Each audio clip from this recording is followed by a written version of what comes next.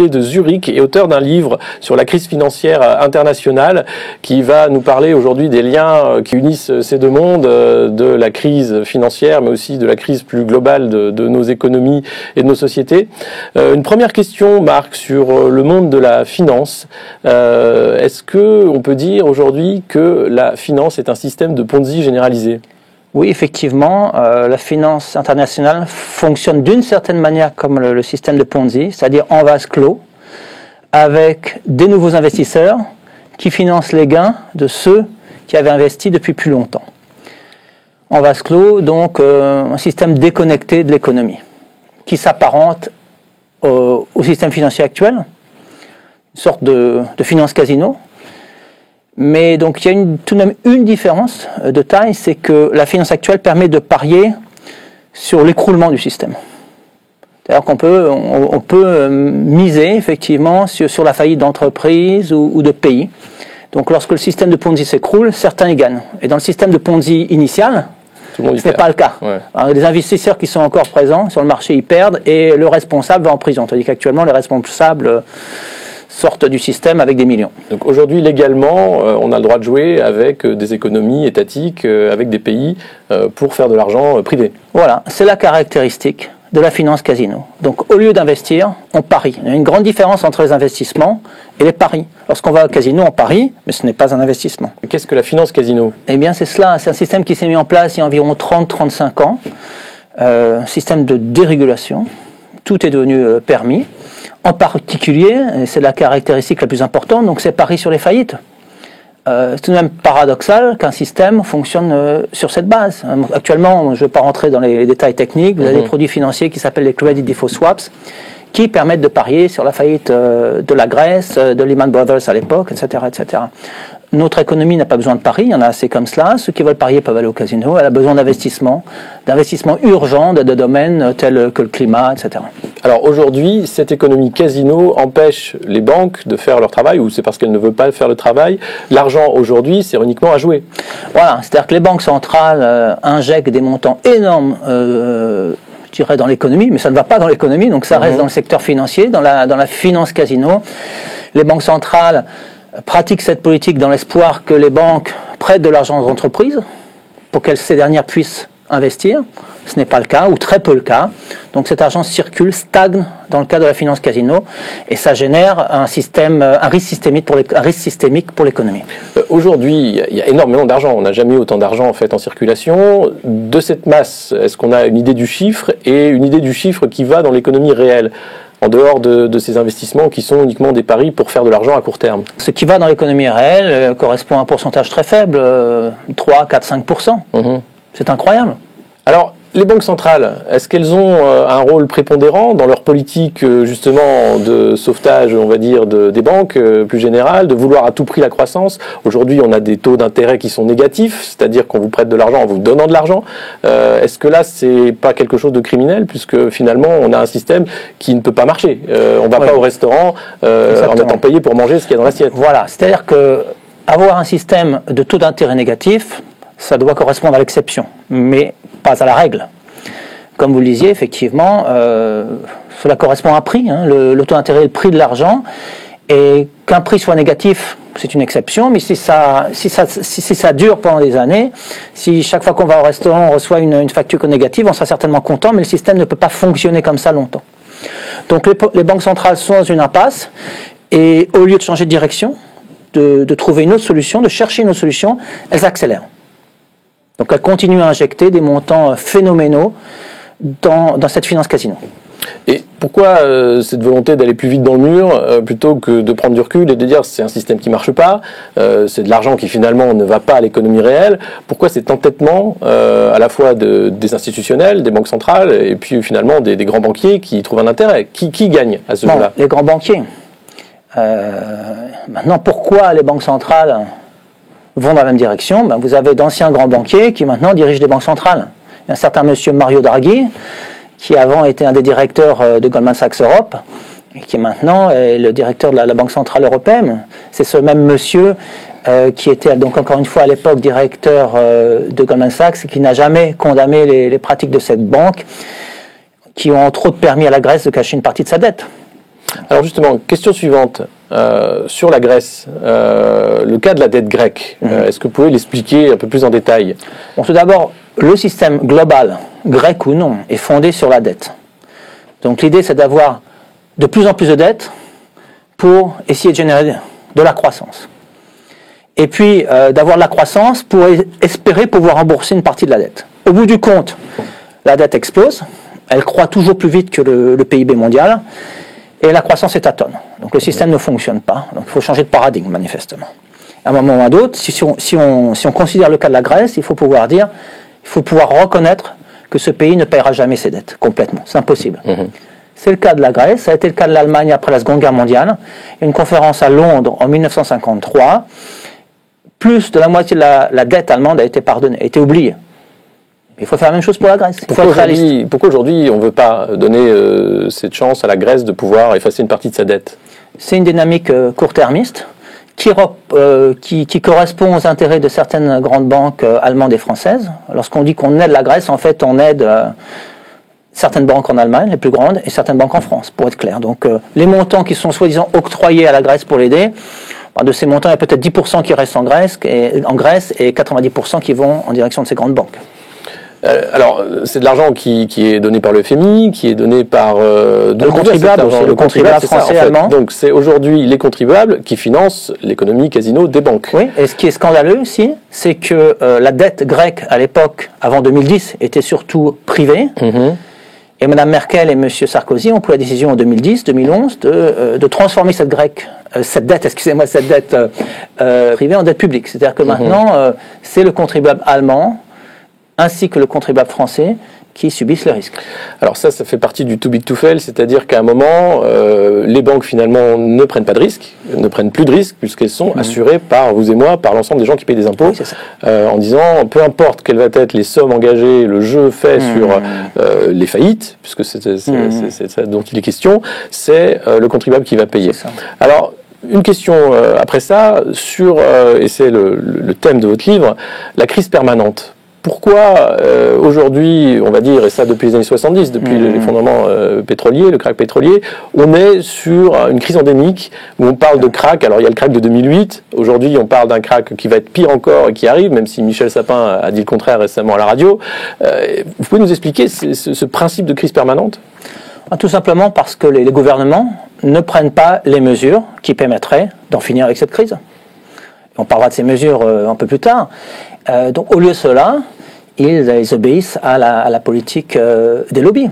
Donc ce qui est inquiétant, c'est qu'on vote à gauche ou à droite, socialiste ou conservateur, une seule et même politique est appliquée en France, en Europe, aux États-Unis, la politique qui répond aux intérêts des marchés financiers.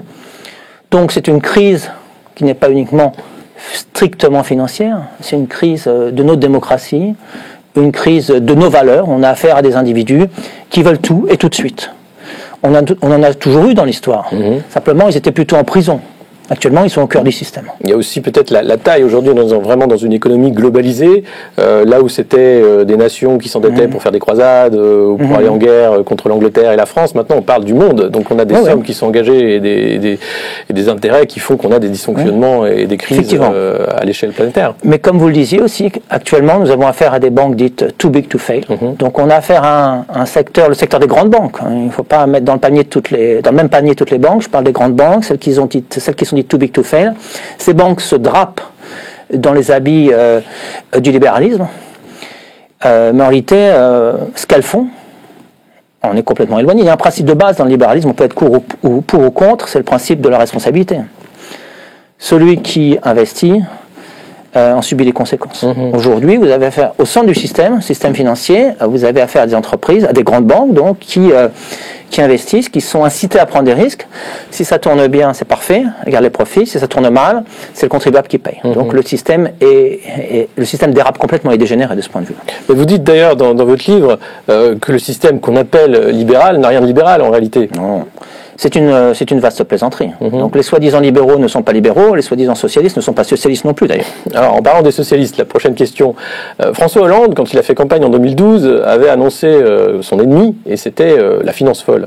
Est-ce que vous pensez... Le programme était clair. Est-ce que vous pensez qu'il n'a pas eu l'envie ou qu'il n'a pas eu les moyens de lutter contre cette finance? Je crois qu'on a tout simplement besoin de politiciens courageux, en France comme ailleurs. Et il y en a eu dans l'histoire. Ça n'a rien à voir avec la gauche ou la droite. Roosevelt, après la grande crise de 1929 aux États-Unis, a été courageux. Il a pris des mesures. Il y a eu le Glass-Steagall Act qui a été mis en place avec la séparation des banques d'affaires et des banques de dépôt. Très bien. On a besoin de politiciens courageux, quelle que soit leur étiquette. Et il n'y en a pas assez aujourd'hui. Aujourd'hui, le courage politique, ça a été ce qu'a fait Nicolas Sarkozy et Angela Merkel, c'est de dire finalement les banques vont être assurées par les peuples et les citoyens. Ça, c'était pas un acte de courage, c'était un acte de soumission. De soumission et de déférence. Voilà, parce que vous parlez d'aristocratie financière dans ce livre. Est-ce que vous pouvez nous en dire plus? Qui est cette aristocratie financière et pourquoi c'est eux qui, in fine, ont le pouvoir d'orienter les peuples vers toujours plus de faillites? Cette aristocratie financière, elle correspond à peu près à 0,01% de la population mondiale. Mais ce qui est paradoxal, c'est qu'elle est en situation d'imposer sa volonté à l'ensemble des gouvernements, à l'ensemble des pays. Donc ce sont les dirigeants des grandes banques, des hedge funds et de certaines banques centrales. Donc là, on a besoin d'une vraie démocratie. Et comme ça ne tombera pas du ciel, on a besoin de citoyens qui prennent les choses en main. Alors, qui proposent des solutions. C'est la prochaine question. Les citoyens qui prennent les choses en main, quelles sont les solutions aujourd'hui pour les citoyens qui, on le voit bien, ne vont plus voter, qui ont un peu compris déjà ce mécanisme la politique sera toujours la même. Quelles sont les solutions qu'on peut mettre en place ou qu'on peut au moins pousser quand on est un citoyen lambda en Europe et même dans le monde, puisque c'est un problème mondial. Tout d'abord un mot sur les soi-disant solutions actuelles. Vous avez un système de régulation, vous avez entendu parler de BAL 3. BAL 3 correspond à plus de 600 pages. C'est inapplicable. Même pas besoin d'ouvrir le document, on sait que 600 pages ne pourront pas être appliquées. Personne l'a lu. Non. Bon. Alors il faut un système de régulation simple. Le système financier est trop complexe et trop puissant. Et pour lutter contre cette complexité, il faut un système simple de règles basiques. Alors je vais en citer quelques-unes. Dans chaque industrie pharmaceutique, industrie automobile, vous avez un système de certification des produits. Ce n'est pas parfait, certainement des défauts, mais ça a le mérite d'exister. Vous avez une exception, le système financier, le secteur financier. Les grandes banques sont encore aujourd'hui autorisées à émettre des produits financiers toxiques. C'est scandaleux, ça devrait être interdit. Alors, quelle est la composition de ces produits toxiques? Je peux vous donner un exemple. Produit Doubleau, qui a sévi en France pendant de nombreuses années. Ça sera un peu technique, mais je vais essayer d'être intuitif. C'est un produit basé sur 12 actions. Un produit soi-disant à capital garanti. Donc l'investisseur met sur la table 100 000 € au 1er janvier. Et si aucune de ces 12 actions durant les prochaines 6 années ne chute, il récupère sa mise. Non seulement il récupère sa mise, mais le double, comme le nom l'indique, Doubleau, donc il récupère 200 000 € après 6 ans. Alors, on peut se dire très intéressant. Le problème, c'est que la probabilité pour qu'aucune de ces 12 actions ne chute en 6 ans est extrêmement faible. Alors, mais personne ne va le dire. Je veux dire, ceux qui vendent ces produits ne sont pas incités à dire la vérité. Donc, mais juste pour conclure, donc, après 6 ans, qu'est-ce qui se passe? Quasiment tout le temps, une des 12 actions a chuté. Alors, l'investisseur a question de savoir ce qu'il reçoit. On dit, mais vous recevez 100 000 €, donc vous êtes garanti tout de même. Mais il ne reçoit pas 100 000 € parce qu'il y a des commissions en moins. Donc, après 6 ans, ce qui s'est passé, c'est que les investisseurs, au lieu de recevoir 100 000 €, ont reçu à peu près 96 000 €. Donc, après 6 ans, les investisseurs ont perdu 4%. Voilà, ce type de produit devrait être interdit. En jouant pendant 6 ans une somme considérable. Voilà, c'est scandaleux, ça devrait être interdit. Voilà, que font les pouvoirs publics là. Donc ça, c'est un exemple. Alors, on a les pouvoirs publics, effectivement, sur les médicaments, on a les autorités de santé. Les agences de notation, elles ne sont pas là pour justement donner des notes à ces produits financiers? C'est une vaste plaisanterie. D'abord, elles sont payées directement par leurs clients. Moi, je suis professeur, je ne suis pas payé directement par mes élèves. Il y a un système qui fonctionne très bien, c'est le système des impôts. Donc les parents, les étudiants payent des impôts et c'est ainsi que les professeurs sont payés. Très bien. Alors là, vous avez un conflit d'intérêts, comme on dit, entre les agences de notation et leurs clients. Si elles donnent une mauvaise note, elles vont perdre le contrat. Donc elles sont incitées à donner de bonnes notes. Secondo, il est intéressant de savoir en moyenne le temps mis pour fournir une note entre 2 et 3 heures pour les grandes agences de notation. Donc c'est scandaleux parce que ce n'est pas seulement une note, c'est aussi un document de 200 ou 300 pages. Donc ils sont très efficaces, n'est-ce pas? Donc c'est du copy-paste pour les pairs. Comment voulez-vous donner une note à la Grèce ou à l'entreprise Volkswagen en moyenne de 3 heures et remettre un document de 200-300 pages? Donc il faut être conscient de tout cela. Et après, ils condamnent à une note sur plusieurs mois. Voilà, pareil. Ouais. Alors, revenons aux solutions. Donc d'abord la certification des produits financiers, c'est une chose. Est-ce qu'il y a d'autres solutions qui sont aujourd'hui technologiquement possibles, mais politiquement bloquées parce qu'il n'y a pas de volonté? Voilà, 2 solutions différentes. Donc d'une part, un système de séparation des banques. On a déjà parlé avec le Glass-Steagall Act, donc séparer les banques d'affaires des banques de dépôt. Secondo, en finir avec les banques too big to fail. Comment se fait-il qu'on accepte au cœur de l'économie des institutions, des entreprises, des banques, en l'occurrence des grandes banques, qui ne peuvent pas tomber en faillite? Il faut qu'elles suivent les règles. Comme chaque entreprise, lorsque les dirigeants prennent une mauvaise décision, l'entreprise est susceptible de tomber en faillite. Eh bien, ce n'est pas le cas pour les grandes banques. Donc ça détruit les règles du système. Seconde possibilité, seconde voie, introduire une micro-taxe sur tous les paiements électroniques. Alors, par exemple, lorsqu'on va au restaurant, lorsqu'on va chez le coiffeur, lorsqu'on retire 100 € dans une banque. Vous avez à peu près, je prends l'exemple de la Suisse, mais en France on n'en est pas loin, les paiements électroniques représentent de 160 fois à 200 fois le PIB suisse. 160 fois, c'est si on ne considère pas les paiements sur devises, et 200 fois, c'est si on considère aussi les devises. Donc là, ça inclut les transactions en bourse, mais aussi tout. Le quotidien. Voilà, ça inclut tout ce qu'on fait avec la carte de crédit, ou bien avec l'ordinateur. Dès qu'on paye une facture avec l'ordinateur, ou lorsqu'on va encore une fois au restaurant, mais ça peut être le cas de l'achat d'une action ou d'une obligation. Donc si on prend, en Suisse par exemple, 0,2% sur chacun de ces paiements électroniques, on arrive en Suisse à 200 milliards par an, supérieur à tous les impôts en Suisse. Et ça serait semblable en France, ça serait semblable en Allemagne, en Grèce, aux États-Unis. Techniquement, en fait, on enlève tous les impôts cachés, la TVA, plus les impôts cachés ou non cachés, sur le revenu, etc. Et on remplace ça par un prélèvement mécanique en fait, de 0,2% sur toutes les transactions. Exactement. Alors, ceux qui jouent à la finance casino auraient beaucoup à y perdre. Voilà, puisque à peu près 50% des transactions en Europe et 70% aux États-Unis sont effectuées à la microseconde. Finance casino, qui est complètement déconnecté de l'économie. Alors eux, effectivement, vont y perdre. Parce que si chaque fois qu'ils misent, ils payent 0,2% du montant, ben effectivement, après quelques minutes, même si lorsque ça se fait à la microseconde, après quelques minutes, ils auront des impôts importants. Mais pour nous, pour la plupart des familles, pour la plupart des entreprises, ça signifiera beaucoup moins d'impôts, et ça signifiera aussi surtout un système bien plus simple. C'est-à-dire qu'à la limite, on pourrait oublier la déclaration fiscale.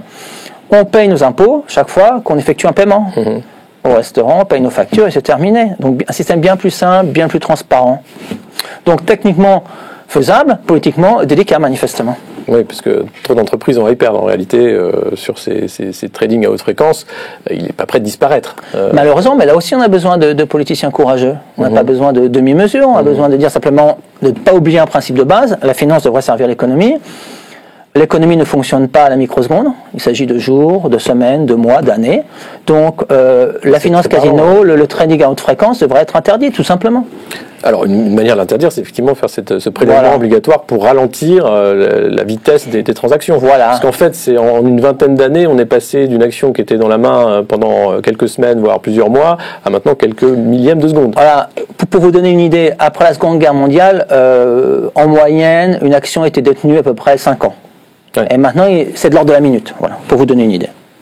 Alors, une dernière question sur cette mentalité de la finance. Les traders, ceux qui la font, ceux qui jouent avec, alors c'est beaucoup des algorithmes maintenant, et ça va remplacer même l'humain dans les transactions, mais la mentalité aujourd'hui du trader, des gens, et de vous, de vos élèves, comment on enseigne la finance, qu'est-ce qui fait qu'aujourd'hui on est dans un système qui va si vite, où finalement on est là pour faire de l'argent, mais pas du tout pour créer des entreprises, monter encore des économies florissantes, mais vraiment faire de l'argent pour faire de l'argent. La finance est mal enseignée, elle est enseignée comme une finance casino. On oublie qu'elle est là pour servir l'économie, on oublie que la bourse est utile non pas pour parier, mais pour financer les entreprises. Donc on parle beaucoup de prix, c'est enseignement technique, mais avant de parler de prix, il faudrait parler des valeurs. Des valeurs de notre société, des valeurs des étudiants, des valeurs des professeurs. On ne peut pas parier sur n'importe quoi. Et ceux qui veulent parier peuvent aller au casino. Les casinos sont autorisés, ne sont pas too big to fail, ils peuvent tomber en faillite. Mais on oublie des règles de base, encore une fois, que la finance doit servir l'économie et l'économie la société. Actuellement, c'est l'inverse. Donc la société, l'économie finance la finance. Écoutez, merci.